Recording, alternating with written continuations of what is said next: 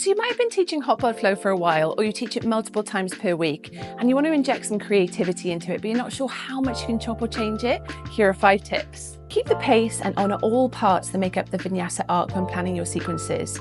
Steadily build to the peak and steadily come back down again. If you miss any of these elements, the class lacks that well-balanced formula. So even if you take poses out and add different ones in, keep all those sections of the Vinyasa arc in. Stick to the 5 parts of the ladder flow with Vinyasas in between: high lunge, warrior 2, reverse warrior, triangle and extended side angle. You can switch different poses in and out, but keep those 5 sections and build to the peak pose rather than squeezing multiple poses into less sections and the students don't reach that peak effectively.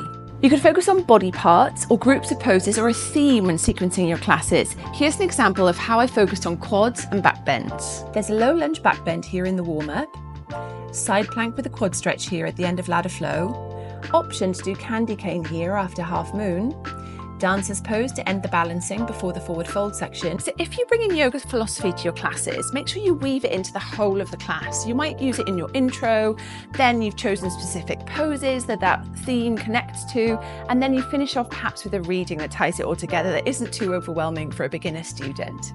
Ask your students to take 2 blocks into class with them and have them at the front of their mats. Demo the blocks as you're teaching to educate them as to why they are useful. So perhaps there aren't major sequence changes here, but you're inviting the students to be curious, to step out of autopilot, and the way you introduce and instruct the poses will be different, as you will have a fresh focus and an intention behind your teaching. We really want you to embrace your creativity whilst helping your students to stay present and progress in their practice.